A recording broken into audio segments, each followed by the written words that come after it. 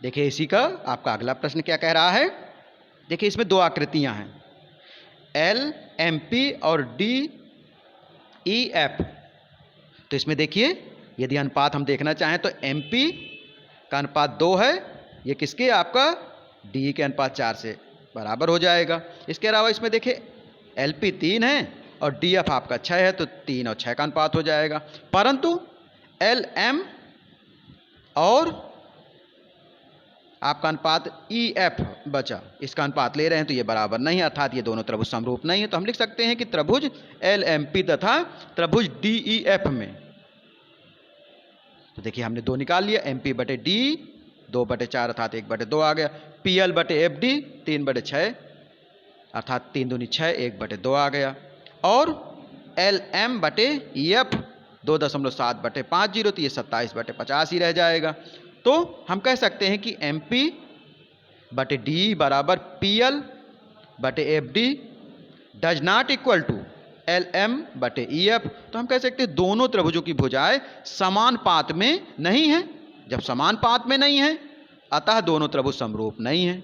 तो समरूपता के लिए कंडीशन के लिए हमें क्या चाहिए होता है कि या तो इनके कोण बराबर हो, या तो भुजाएं बराबर, या तो भुजाएं और कोण दोनों बराबर हों। देखिए इसका अगला प्रश्न कह रहा है, देखिए इसमें 2 आकृतियां बनी हैं, तो इसमें भी स्पष्ट दिख रहा है। देखिए कोण डी 70 का दिख रहा है, कोण ई 80 का है। तो देखिए जब 2 कोण दिए हैं आपको, डी और ई दिए 70 80, तो 180 में यदि घटा दें तो कितना हुआ, 70 80 150 हुआ, 180 में घटा देंगे तो आपका कोण एफ निकल आएगा।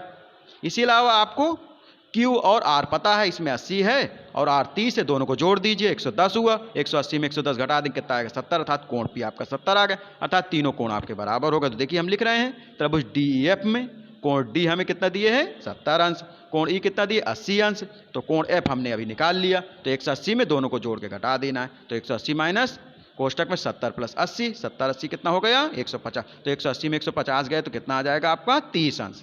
तो हमने देखिए चित्र में लिख दिया कोण एफ का मान 30 अंश।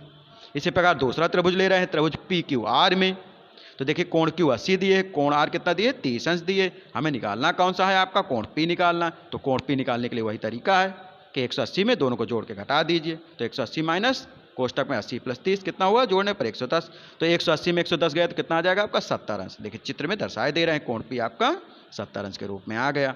अब देखिए देखा जाए इसमें तो कोण डी कोण पी के बराबर है, कोण ई कोण क्यू के बराबर है, और कोण एफ कोण आर के बराबर। तो हम कह सकते हैं कि एंगल एंगल एंगल समरूपता कसौटी से त्रिभुज डी ई एफ समरूप है त्रिभुज पी क्यू आर के, ये हमारा समरूप सिद्ध हो गया। अब देखिए इसकी आपका 5वां प्रश्न देखिए क्या कह रहा है। देखिए इसमें 2 आकृतियां बनी हैं, इसमें कोण ए और डी दिए हैं, तो देखिए इसका हम सॉल्यूशन कर रहे हैं। तो ले लिया हमने त्रिभुज बी ए सी तथा त्रिभुज डी ई एफ में, तो कोण ए कोण एफ के बराबर है क्योंकि दोनों 80 अंश हैं।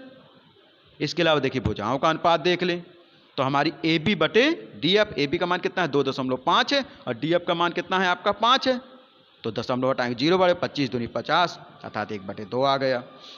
इसी प्रकार इसमें देखें बी सी का अनुपात किससे ले रहे हैं डी से ले रहे हैं, तो यहाँ देखिए बी सी आपका क्या है बी सी 3 दिए है और डी ई दिए ही नहीं है, अर्थात ये आपका अनुपात में नहीं रहेगा।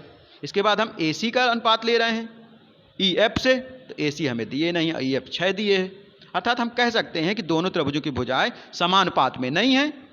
जब समानुपात में नहीं आता दोनों त्रिभुज क्या है समरूप नहीं है।